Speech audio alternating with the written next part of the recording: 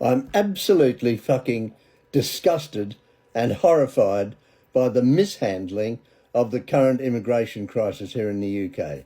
I know there are other things more important if you look at the headlines, all about the Beckham family, who gives a shit, or about some Hollywood star pontificating about what the MAGA are doing, and because they're always doing that. Hollywood stars should just zip it. Shut the fuck up. We don't want to hear your opinion. You're overprivileged, overpaid, and in most cases your movies are shit lately. And just shut up. We're tired of you coming on these apps and giving your opinion as if your opinion matters more than my opinion matters. You might think it does, but a lot of people don't. And I just want you to shut up because I've had a bloody gutful of it. And here in the UK, what a fucking disaster we are with immigration. We've now got the situation in Crowborough. I don't know if you know where Crowborough is, ladies and gentlemen. Well, it's a former military establishment in East Sussex. They are now going to house asylum seekers at this former military site.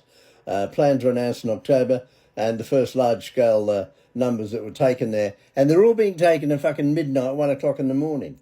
Why are they secreting them in there like this?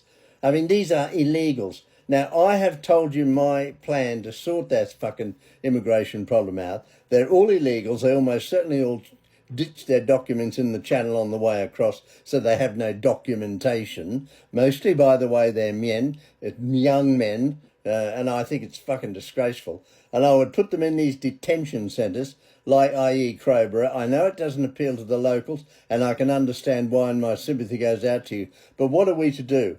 Build proper detention centres that can house 40 or 50,000 of these people, give them the bare fucking minimum, razor wire around the edges, proper electronic security to keep them in there, give them the bare minimum, and I mean the bare minimum, and that's it. Process them quickly, and if they are not eligible, and don't get these lefty fucking lawyers who come out of the woodwork like, you know, they're underneath the logs and everything, they lie there waiting like little worms to come out and feed off the rotting flesh of the British public and the British taxpayers. And I'm worried about the taxpayers. The cost to the British taxpayer now is outrageous. We're talking billions a year for these illegals. And there we are with our veterans suffering, particularly in the cold weather, which is here in the UK now and more to come. And I just think it's fucking appalling. And I can understand why the people are angry about it and going around waving the flags and being proud to be British, as you should be. Whether you like it or not, and I don't care where the fuck you come from and you come over here espousing your other religions, it's not important to us. We don't care. If you like it so much, go away. Fuck off. Because this is still a Christian country. We have Christian values and we will protect them. That's it. Now, another big beast defection shows momentum is with reform. And now we're talking about, of course, this new... Oh, I don't know whether she's a... Does it matter? Who bloody cares?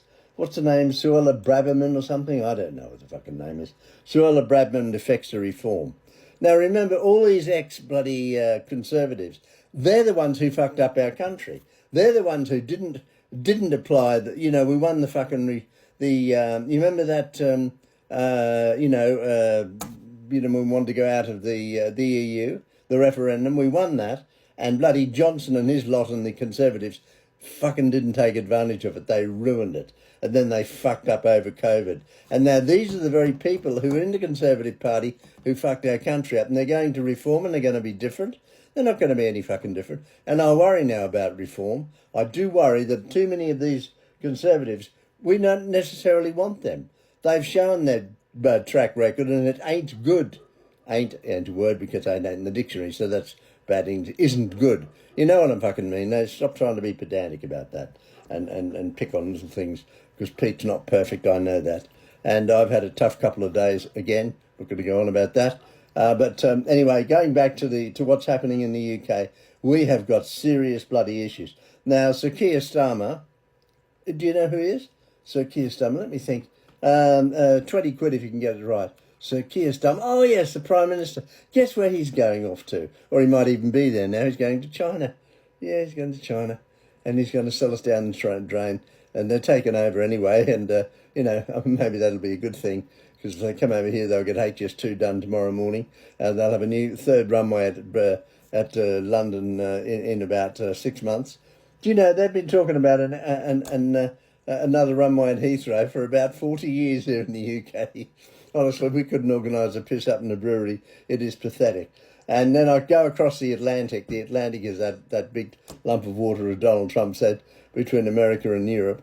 And we go to America, where they've suffered terribly from this storm. Some of the pictures are stunning, though, aren't they? Quite beautiful. And the parts of Chicago and Niagara Falls and that, I've been there. Not in the winter time, I hasten to add, but oh my God, it looks absolutely gorgeous. And it's very cold. And New York suffered terribly, but a lot of people are enjoying it. There'll be, of course, some problems, bound to be when temperatures have dropped so dramatically and there's been so much snowfall. Meantime, Minneapolis is a city on fire, one could say. And Donald Trump's answer to that is to send Tom Homan. He seems to be the man who can sort everything out, Tom. I think he's an amazing guy, and he's been around a long time, and he seems to have sorted out the border problem, and he's going to send him down there to sort it out. My opinion now with regards to, because, you know, obviously there's problems in that state, and the governor, I mean, wasn't he going to be bloody vice president? Can you imagine? I mean, he's as bent as a 9-bob fucking note. Mind you, they all are, aren't they? Look at the Clinton background. I've been reading recently about the Clintons. My God, unbelievable. But anyway, there you go. It's that's life. C'est la vie. It was Australia Day in Australia. Well, it's over and done now. And well done to the lucky country, the greatest country on earth. And if you go to Australia, don't swim in the fucking water. And if you do, be very careful, because there's lots of things in there that can be nasties, like sharks, like rockfish, like the little blue octopus, and stingers. Yeah, lots of stingers, particularly in the heat and in the Queensland waters. Be very, very careful. I was born in Australia, so I know a thing or two about it. As for America, they've got real problems over there. I think Donald Trump, I have no idea what that man's thinking from one minute to another. And Greenland seems to have gone on the back burner now.